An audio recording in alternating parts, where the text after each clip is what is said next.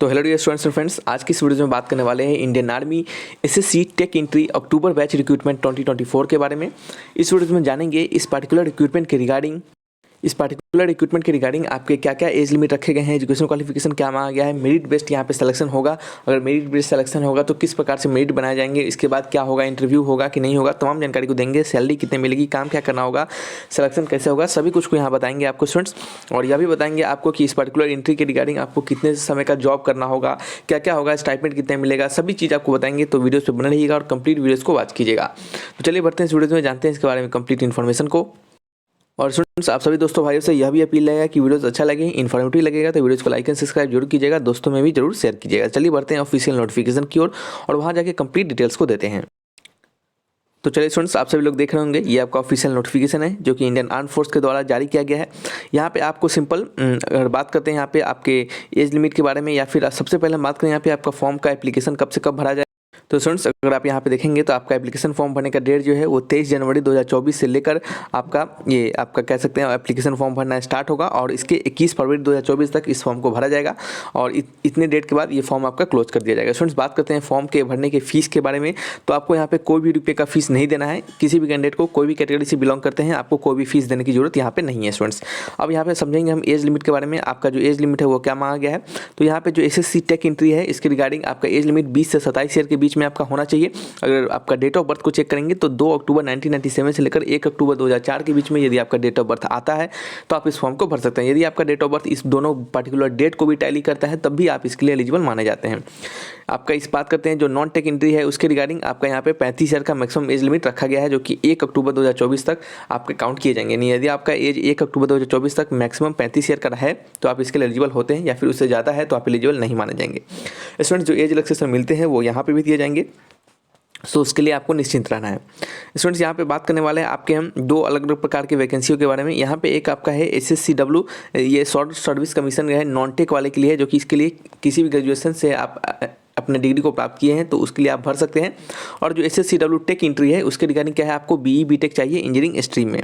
ठीक है, यदि आपका इंजीनियरिंग किसी भी इंजीनियरिंग स्ट्रीम में आपका BE BTech है तो आप इसके लिए एलिजिबल होते हैं। आगे हम बात करेंगे सभी अलग अलग इंजीनियरिंग स्ट्रीम के रिगार्डिंग आपके यहाँ पे अलग अलग नंबर ऑफ पोस्ट रखे गए हैं, तो उसको हम आगे डिटेल से समझेंगे, तो वीडियोस को देखते रहिएगा।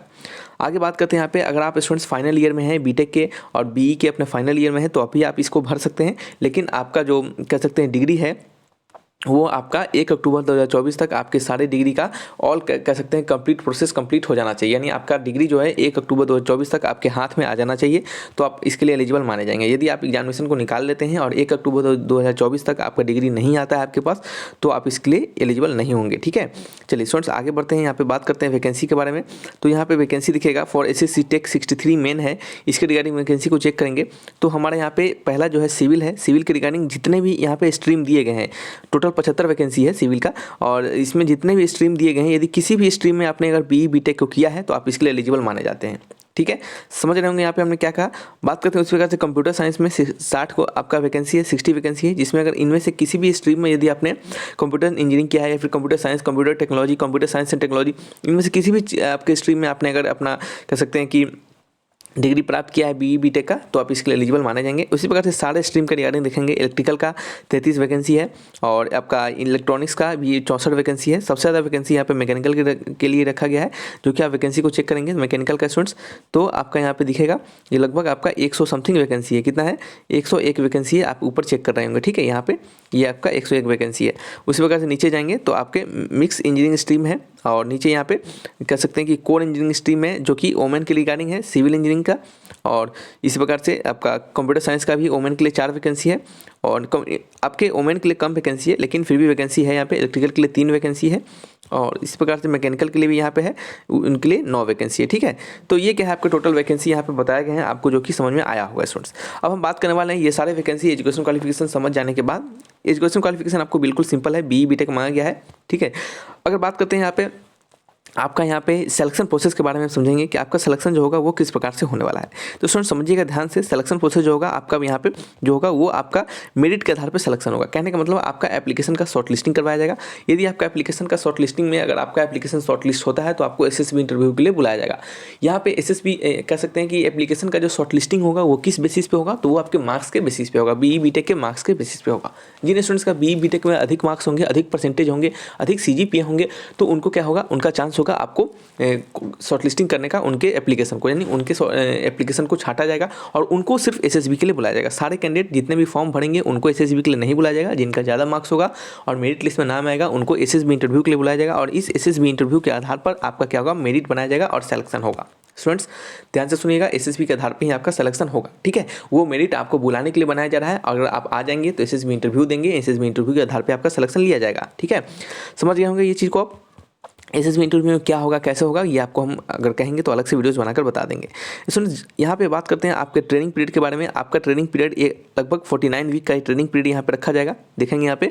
और ट्रेनिंग पीरियड में आपको क्या होगा, आपको ट्रेनिंग पीरियड के दौरान भी सैलरी मिलेगी और सारे खर्चा जो होंगे वो आपको गवर्नमेंट पे करेगी। जैसे ही आपका ट्रेनिंग पीरियड कंप्लीट हो जाएगा तो आप कह सकते हैं फुल पे में चले जाएंगे। आपका फुल कंप्लीट वहाँ पे आपका पोस्ट पे आप चले जाएंगे। जो पहला पोस्ट आपको वहाँ मिलेगा स्टूडेंट्स वो आपका लेफ्टिनेंट का पोस्ट होगा और इस लेफ्टिनेंट के पोस्ट पे आपको कह सकते हैं कि जो लेवल 10 का सैलरी दिया जाएगा। स्टूडेंट्स सैलरी के बारे में आगे बात करेंगे। जैसे ही आप लेफ्टिनेंट के पोस्ट पे जाएंगे तो उसके बाद आपको 10 साल का ये जॉब रहेगा। कहने का मतलब 1 साल आपका जो 49 वीक का जो ट्रेनिंग है उसको हटाकर आपका 10 साल का उसके बाद का आपका ये जॉब रहेगा। क्योंकि ये शॉर्ट सर्विस कमीशन है तो आपका जॉब जो है वो फिक्स पीरियड के लिए होता है। 10 ईयर के लिए ये आपका जॉब रहेगा, उसके बाद आपको यहाँ से रिटायर कर दिया जाएगा स्टूडेंट्स, ठीक है। बात करते हैं सैलरी स्ट्रक्चर के बारे में। जब आप पहली बार लेफ्टिनेंट के पद पर जाएंगे तो आपको 56,000 से लेकर 1,77,000 के बीच में आपका सैलरी मिलेगा और आपका 10 साल तक आपका पोस्ट बढ़ता जाएगा। ये पोस्ट किस प्रकार से बढ़ेगा तो यहाँ से समझ सकते हैं आप। पोस्ट बढ़ेगा अगर देखेंगे तो ऑन कमीशन आप रहेंगे तो लेफ्टिनेंट के पद पे सबसे पहले जाएंगे, उसके 2 साल बीतेंगे तो कैप्टन बन जाएंगे, फिर आपका उसके 6 साल के बाद मेजर बन जाएंगे, ठीक है। और इस प्रकार से क्या होगा, आपका जो रैंक है वो प्रमोशन होता चला जाएगा और सैलरी स्ट्रक्चर अपने रैंक आप यहाँ से चेक करते चले जाएंगे। आपको बहुत प्रकार के अलाउंसेस मिलते हैं जो कि आप यहाँ से चेक कर सकते हैं, जैसे कि आपका para military allowance, technical allowance, आपके फिर से हाउस रेंट अलाउंस, आपके चिल्ड्रन के लिए अलाउंस, बहुत प्रकार के अलाउंस यहाँ पे दिए जाते हैं जो कि आप यहाँ से बारी बारी से एक एक चीज़ को ध्यान से देखेंगे तो यहाँ पर आप चेक कर सकते हैं। क्योंकि ये सब चीज़ आपको एक एक करके पढ़ के बताने की जरूरत नहीं है, ठीक है। तो फ्रेंड्स आपको ये सभी कुछ समझ में आया होगा, शायद हमने जो आपको बताया यहाँ पे कि आपके सिलेक्शन किस प्रकार। तो स्टूडेंट्स आपको ये सभी कुछ समझ में आया होगा, आपके सिलेक्शन किस प्रकार से होंगे, आपका यहाँ पे सैलरी कितनी मिलेगी, आपको काम क्या करना होगा। आपको सिंपल वहाँ पे लेफ्टिनेंट के पद पे आप रहेंगे तो आपको क्या काम होगा लेफ्टिनेंट का, वो सभी चीज़ों को करना होगा। आपको लेफ्टिनेंट के पद पे भी होते हुए आपको टेक्निकल काम करना पड़ेगा, जैसे जो भी वहाँ पे आपके इंस्ट्रूमेंट है या फिर जो भी वहाँ पे मैकेनिकल कंपोनेंट है, इलेक्ट्रिकल कंपोनेंट है, वो सभी चीज़ों से रिलेटेड आपको वहाँ पे काम करना होगा स्टूडेंट्स, ठीक है। तो ये आपको सिलेक्शन कैसे होगा सभी तमाम जानकारी हमने दे दिया है। अगर आपको किसी प्रकार का कोई डाउट हो तो आप हमसे कमेंट बॉक्स में लिखकर जरूर पूछेगा। और फ्रेंड्स रखते हैं इस वीडियो को यहीं पे, मिलेंगे नेक्स्ट वीडियोज़ में। और जो भी डाउट हो आप हमसे जरूर पूछिए, आपके हम डाउट का बिल्कुल जवाब देंगे, ठीक है। तो तब तक के लिए धन्यवाद, मिलेंगे नेक्स्ट वीडियो में। Bye bye, take care.